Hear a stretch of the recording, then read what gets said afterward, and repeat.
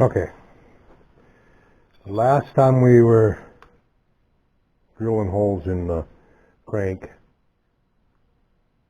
for the counterweight. So now we're going to make the counterweight. Counterweight looks like that. I've got some material here. We'll size it up. So I'm moving stuff around. I got too much stuff on the table here. Alright, so it needs to be, it's supposed to be 355 thick. And we are at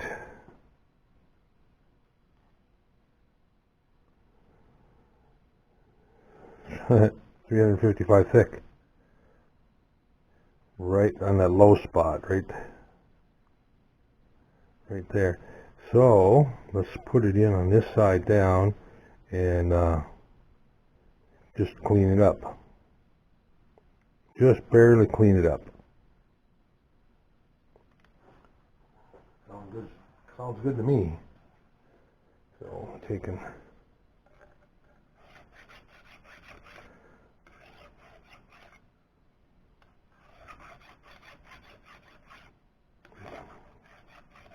and clean up the two sides here. They're ground sides, so they should, I would think that they would be squared for this. Let's just check it once. Out of curiosity. Such a small ledge, but we could still.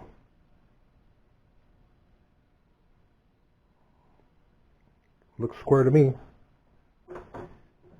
All right.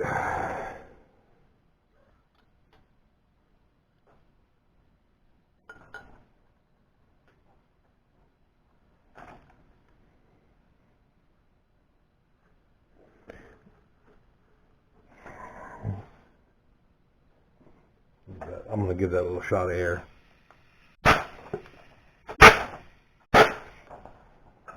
There we go. Clean for when the parallels go in there.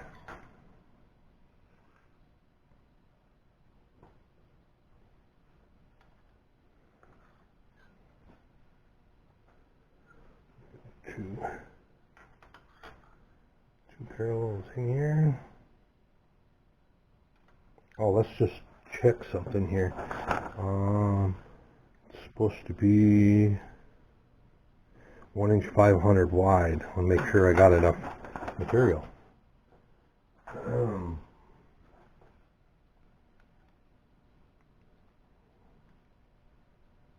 Exactly 1 inch 500 that way to the ground sides. It's just a piece of scrap material that I picked down. Scrap steel. So, don't know what it is. I'm guessing it's coal roll.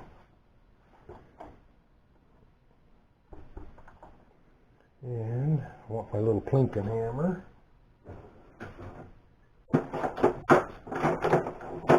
Call this one my little plinking hammer. It's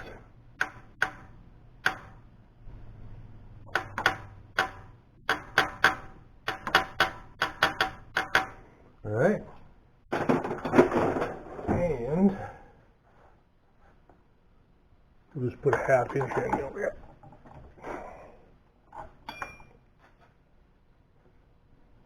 And let's see, I have one in here. I got a 2-fluter. Here's a 4-fluter.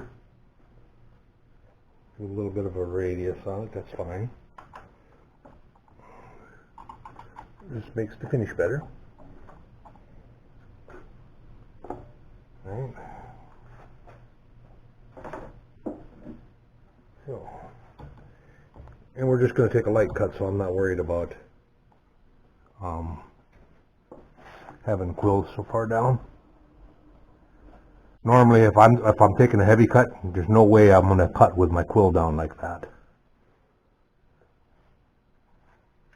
It puts too much stress on the on the head. Alright, got my safety glasses on. Here we go.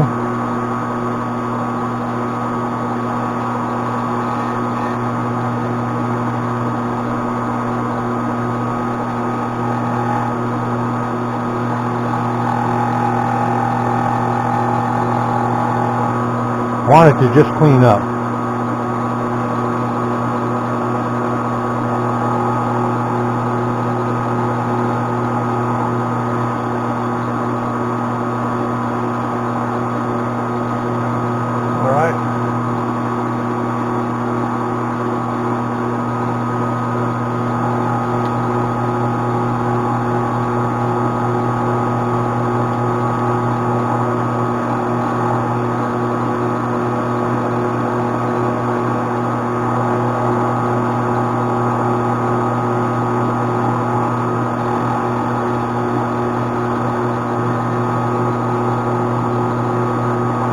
Might have took a little more than what I should have, but it'll be okay. It's just a counterweight, so.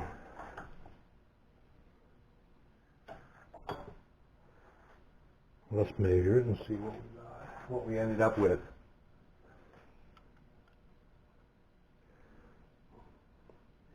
We ended up with it about 1/8 thou undersize. It'll be alright though. Alright, so now we want to mill this way. We want to stick it out here.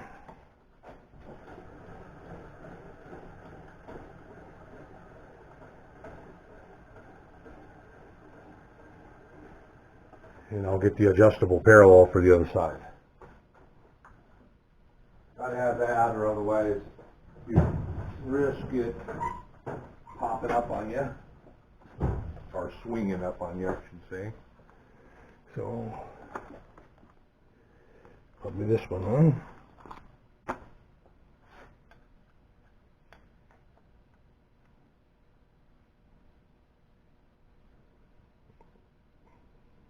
Oops. Gotta tighten this up here to where it's just touching. Right there. There we go. Now we can. I didn't have it. Apparently the handle fell down and opened up on me. There, now. Now we should be set.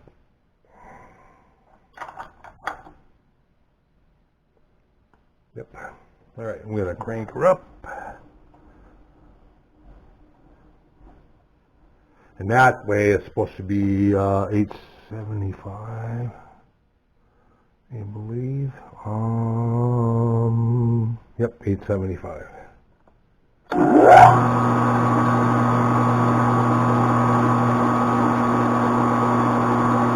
It's a carbide end mill.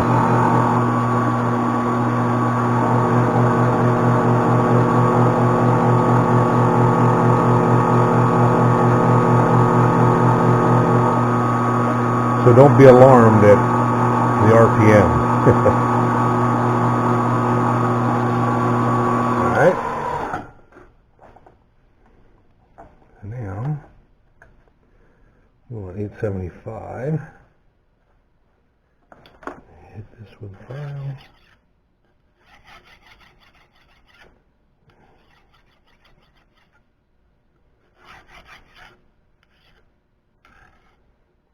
What do we got? 875.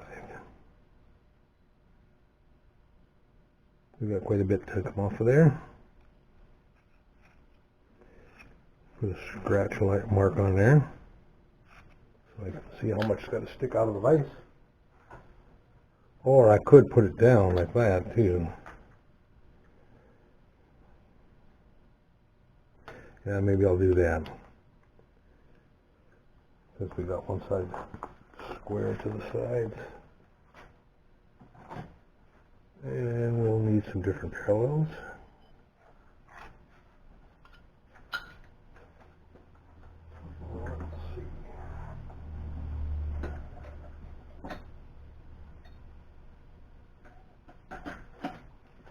So this is too short. It might be just about right.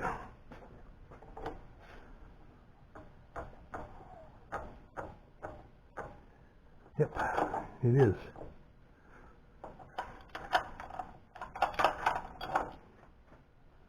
Okay.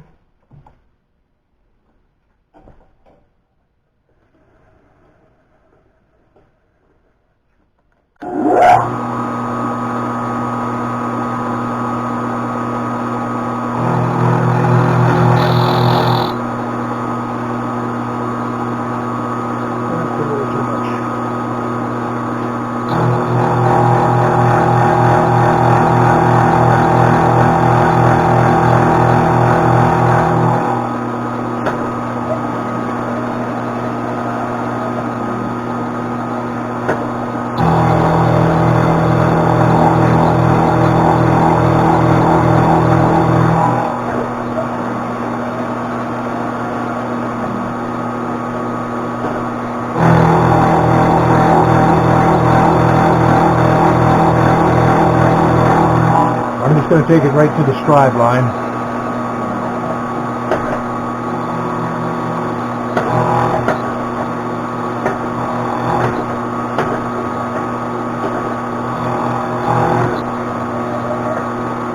Right there.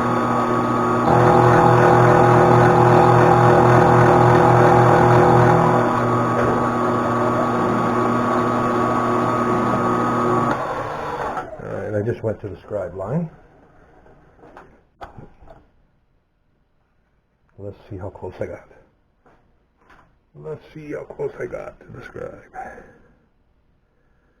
Well, we were within 10, about 15 thou, but that's fine. We were a little shy on the thickness, so we were a little heavy on that. Make up for it, right? Be nice if they would have put the weight on there. You know, how many grams it is, and could have went for that. Because I don't know how many grams I'm going to need. Of course, that's going to depend a lot on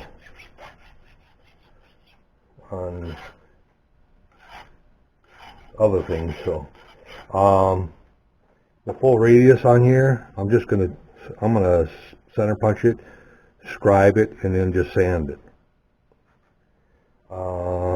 Might as well just go ahead and do that first. Nope, I'm gonna cut the notch in the middle and put the holes in. Drill and counterbore the holes. Alright. Get kind of a wavy finish on this side, but that's okay. So now we need a taller parallel.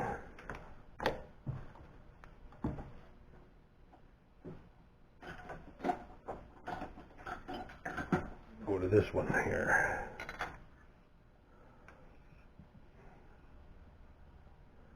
That one right there. Alright. I want to find the center of that.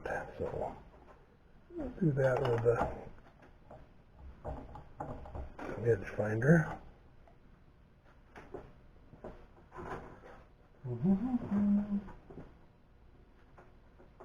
Yeah, and I think I'll trust after I stoned those notches off, it seemed to be pretty close.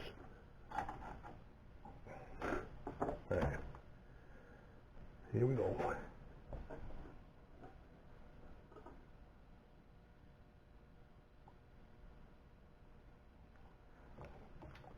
Zero that. Move on the other side.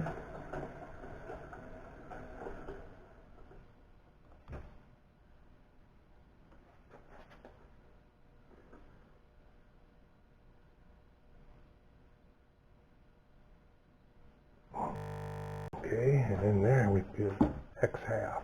X half.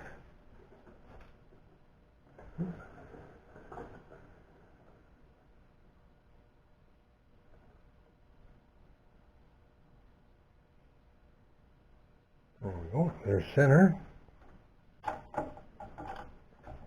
And that's a standard size. 5/8. That's a 5/8 slot going through there. And I will see if I have a 5/8 end mill. Well, first I'm going to cut it with a smaller. I'm going to cut it with a 1/2 inch. But I want one that doesn't have radius. I want one with nice square on the end.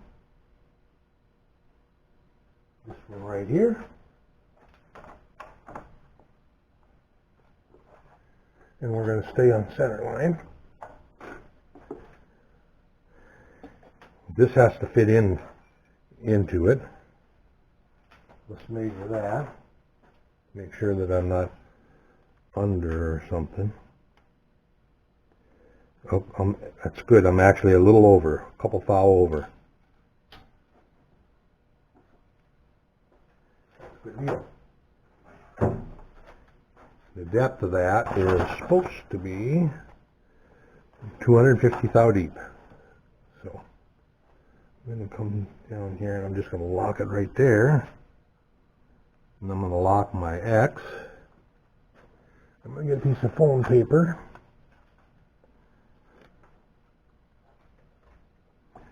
And we're going to stick that foam paper underneath there, and we're going to crank it up until it cuts that paper.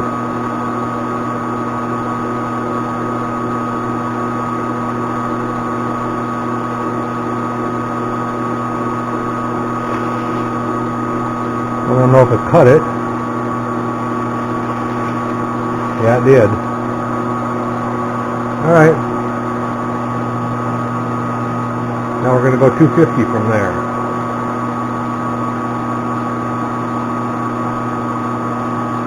I'll go 100 first. 100, and then we'll go 150. Well, actually, we'll go 100, 100, and then 50.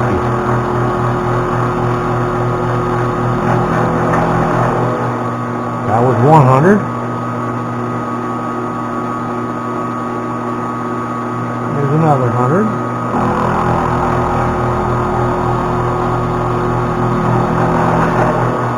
And then we'll go 50.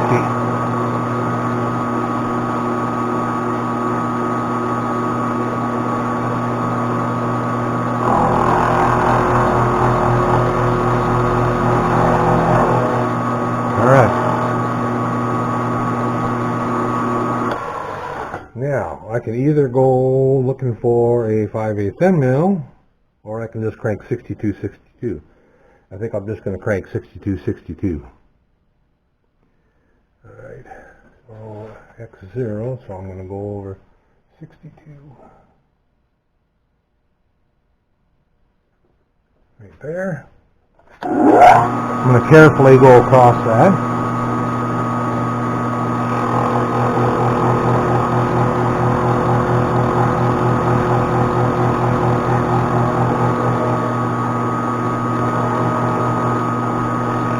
Now I'm going to go 62 the other way.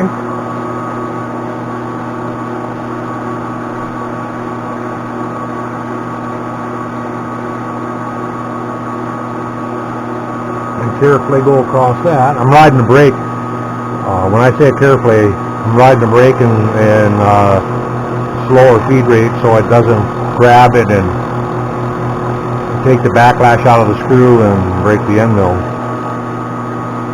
Alright. And does it fit?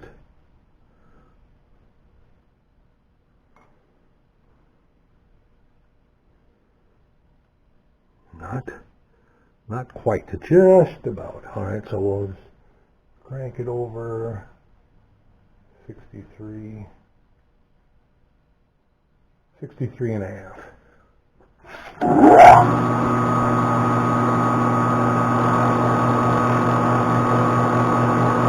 And then we'll go 63 and a half the other way.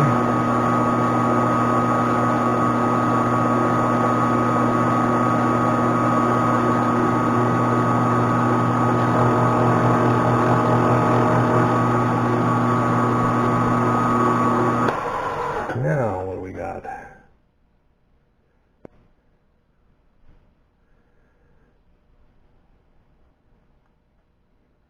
Still not quite. 65. Change it to 65.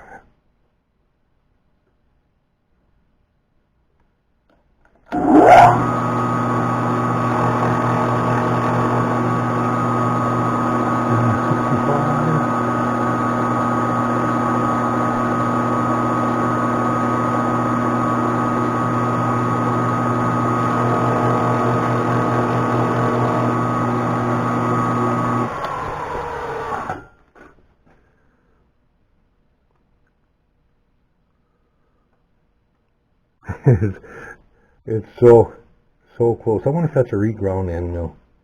That might be a resharp end mill.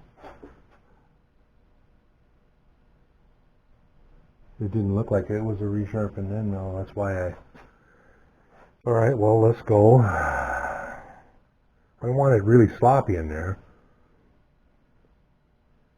I'm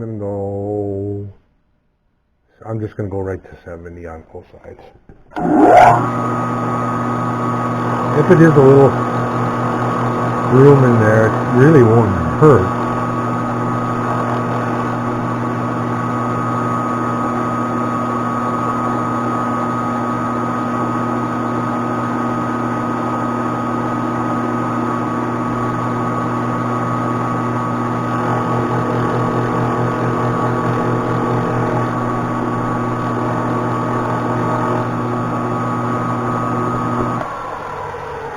Alright.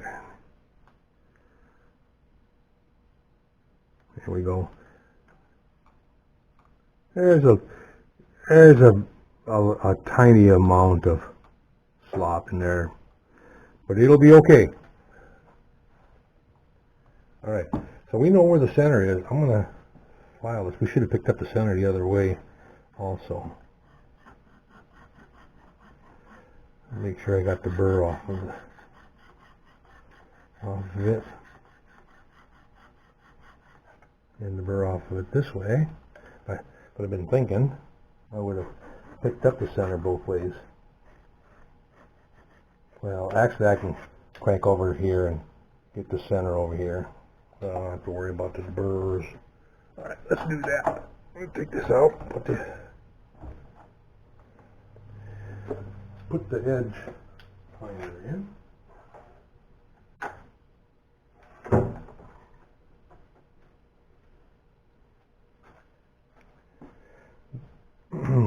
After I get this, then I can start assembling some pieces.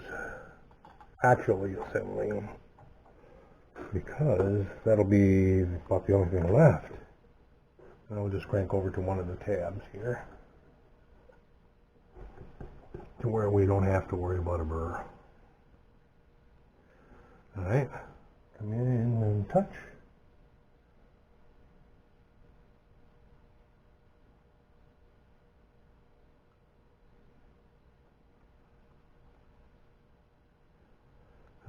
There's a chip or something there. Because it's grabbing that chip then. And giving me a false reading. That's why it was blinking. Alright. 0Y. Come over here. And come in and touch.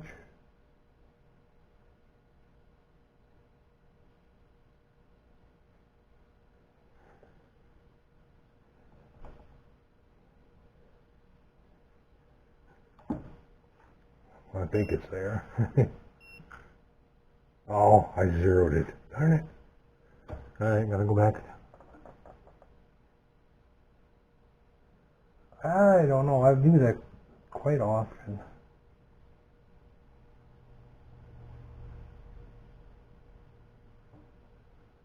Alright. There we go. And quite honestly, if this were to be off a few thou, that would just mean that the weight would sit from one side to the other, and the weight is actually narrower than the rod. So really wouldn't matter. Oh, hold on. Alright. Drill chuck. And that is supposed to be a 632, I believe.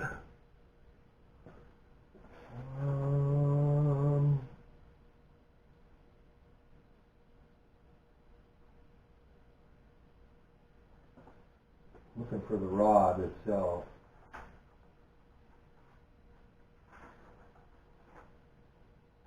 I'm almost positive we could. I'll just grab a screw in there and check it out. 632. Yep. Alright. And off center, they're supposed to be 175 both ways.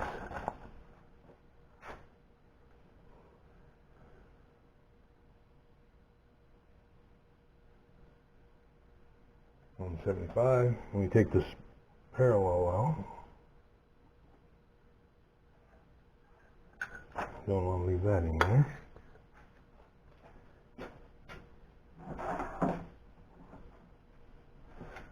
Small little chuck. I think I can get a big enough drill in that small chuck. Center drill. Or a spot drill.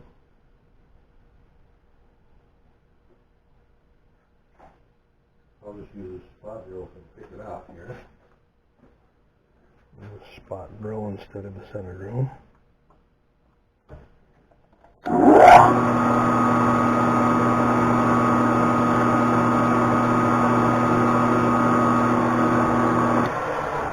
And then it's supposed to be a 140 hole. 140.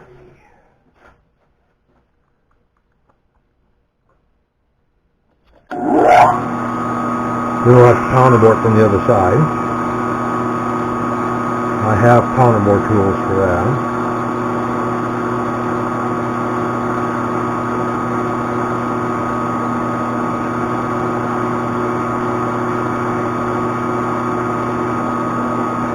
When I get done with here, we'll vacuum it up, put scribes lines on it, and then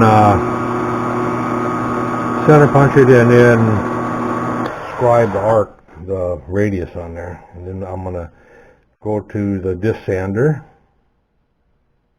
and I'm just going to sand that under.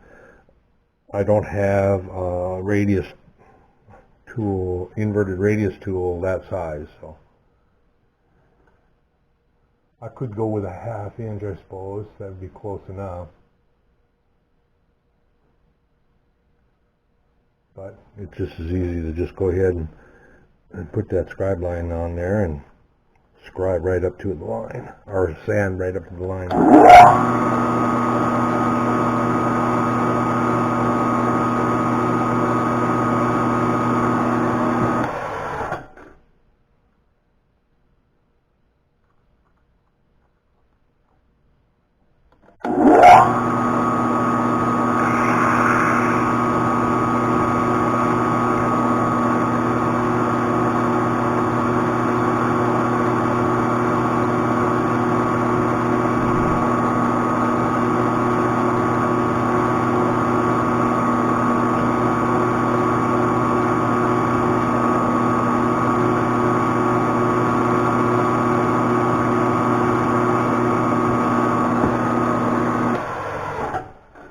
Okay.